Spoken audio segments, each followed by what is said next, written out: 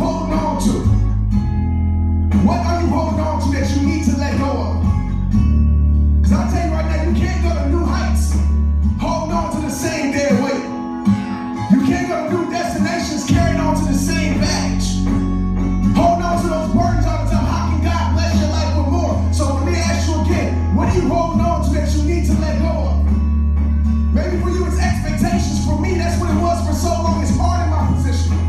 Because this world always tells me what I should be doing, what I should be doing, what's best for my life. Trent, you should do this better, do that better. And it's exhausting.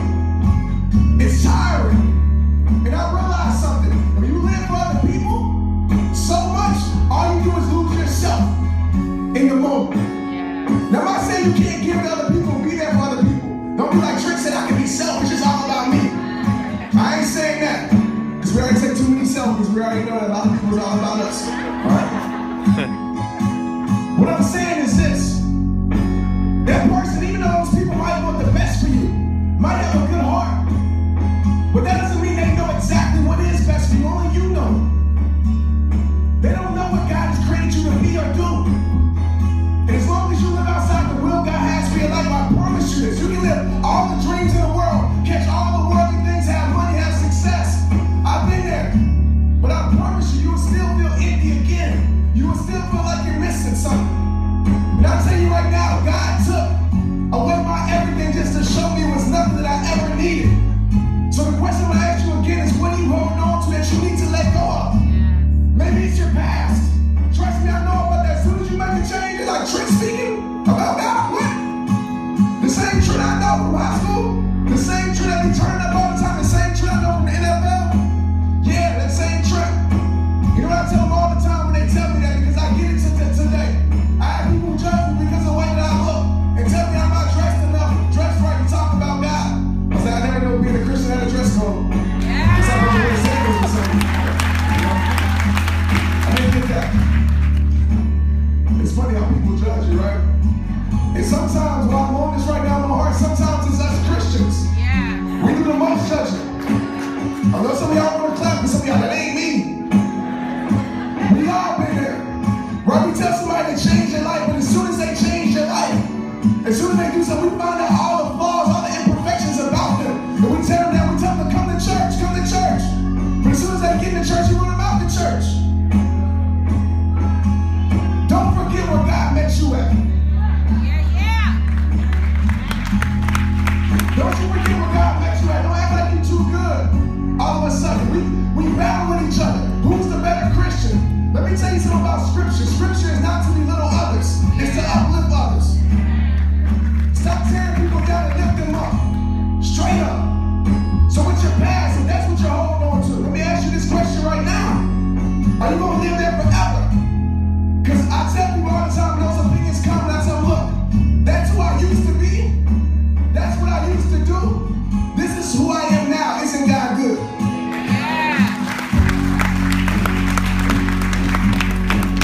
Because those opinions don't matter. And sometimes it's the people closest to you. Jealousy sometimes lives, Lord, closer than you think. The people that you love the most will sometimes support you the least. I'm glad my family's here supporting me. Thank you. But honestly, because I'm going to tell you something, jealousy is simply this. When your life reminds somebody of what they don't have. And it's sad because they act like they don't serve the same God as you do. What God has for me, He has for me. Stop trying to get what He has for me, and why don't you tap into what God has for you? Sometimes it's those people that you grew up with that don't want to see you change because they want to benefit out of your life. Let me tell you something right now. I'm not trying to end no friendships in here, but know your circle straight up. Because everybody around you might not be for you.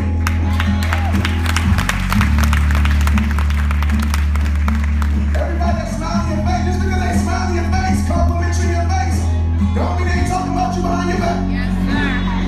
Yes, sir. So pay attention. It's sad. It's funny, but it's sad because I went through this so much. Pay attention to your circle. Pay attention to your circle.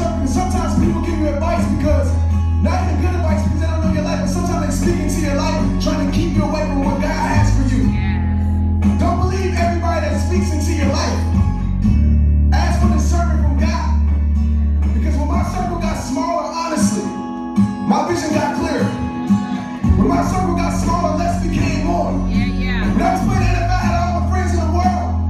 Everybody was around me. They were going to get in the club free. We were going to do everything. We were going to pop bottles, have girls around. It was very beneficial for those around me. But as soon as I got cut, as soon as I stopped playing, real situations expose fake people. So pay attention. And I'm not trying to dim the mood, I'm just being honest with you. Everybody who comes in your life doesn't come in to love you. Some people come in your life to use you. They don't see you as a friend. What they see you as is opportunity. Using your life to take them high. So the question I want to ask you right now is not what you holding on to that you need to let go of, because you should have answered that. But if all you had to offer was friendship, who would still be in your life? If all you had to offer was love, who would still be in your life? If you had nothing to your name, if you were broken down, hurt, who would still be in your life? Because just because they ride with you don't mean they ride for you. Your circle will bring you down faster than anybody else. And I'm like, Trent, but what about helping other people? And I learned this too. Change, you can't change somebody's life. I can't change your life. Change comes from within. Only God can do that. You can plant seeds here and there. But somebody will bring you down faster and you can bring them up. Y'all feel that? Say yup. Yeah. Y'all got quiet because some of y'all here with some people, right? We're going to need to talk after this. Real conversation. Have a conversation with her, right? That's why our problem with misunderstandings is we fail to communicate. That's the problem with relationships these days because we're so selfish. It takes two. It takes two to make a relationship work. It takes two to make a friendship work. And if that's not a two-way street, if it's a one-way street, it probably needs to come to a dead end. Straight up. What are some bridges that keep leading you back to destruction? Because now we talked about your circle, we talked about everybody else, but maybe it's you. Maybe it's you that keep going back to that same old addiction, that same old habit. That's tearing you apart. What bridge does that lead you back to pain? What's the bridge that leads you back to stress? Like, I'm not telling you nothing you don't know. What's the bridge that leads you back to confusion? What's the bridge that leads you back to the I'm nots, as I like to call them? I'm not good enough, I'm not smart enough, I'm not talented enough. And a lot of us tell ourselves that unconsciously.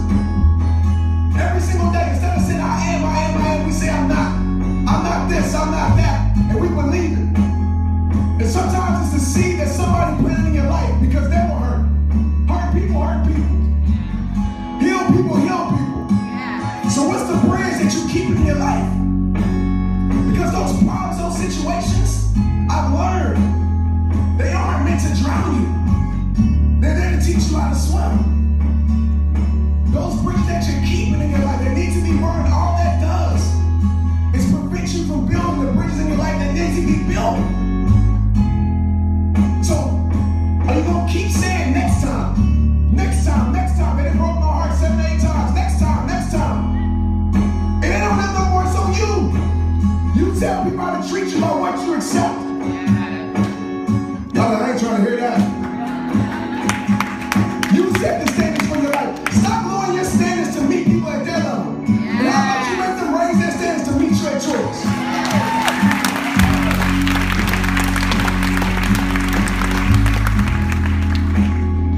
And honestly, somebody wants to be in your life, they're not going to bring you down. They don't want to see it hurt you. They don't want to abuse you. They don't want to hit you. That ain't love.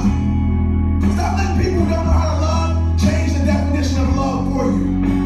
Love is pure. Love is honest. Love is kind. Love is God. They ain't giving you that.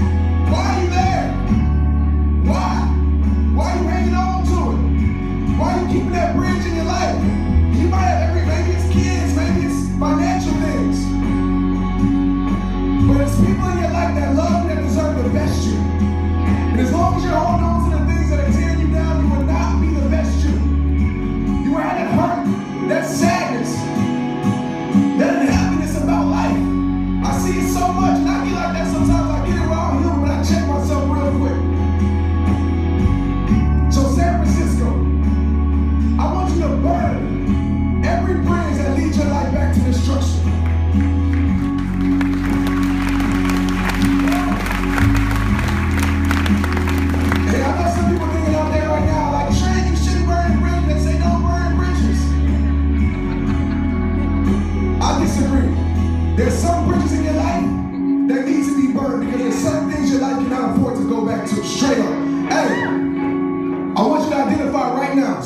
30 seconds. Don't worry about posting this on Facebook. Don't worry about the person next to you. Think about the bridges, our bridge, that you need to burn before we move forward. Because you can't expect being free to live free if you're holding on to things that keep you in prison. Straight up.